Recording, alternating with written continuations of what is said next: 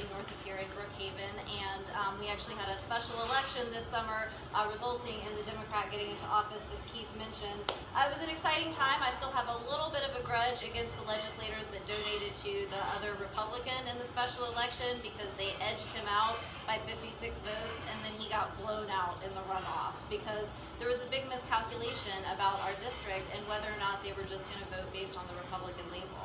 And I think the lesson we learned is that, Brookhaven represents a really independent-minded area, and Sandy Springs and Chamblee are also part of the district.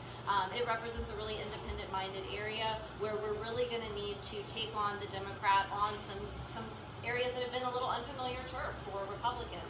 But I think if we stick with our limited government, constitutional, conservative principles, they have really, they've been successful with a wide variety of folks, and Brookhaven is the perfect place to arrest this purple trend that we are seeing across the metro area.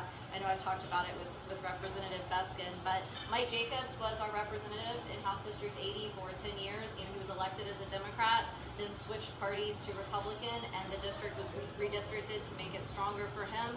And that really masked a gradual Democrat purpling shift of House District 80. So it's an interesting district. It's an exciting district. I encourage everyone to come up and get involved, learn about what we've got going on up there. And I'm just excited to make this a very productive. I guess we've got 10 months now before the election with Taylor in November, and so we really need to focus on making sure we've got the strongest candidate to defeat him. Because I saw him at a town hall on Thursday night. I said, "What is your biggest priority?" The first time I asked him that, he said, making sure Ripper didn't pass, but this time it was Medicaid expansion. We have got to have Medicaid expansion.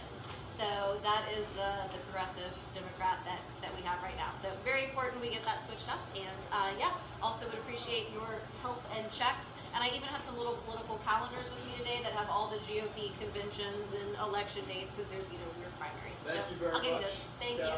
Yeah.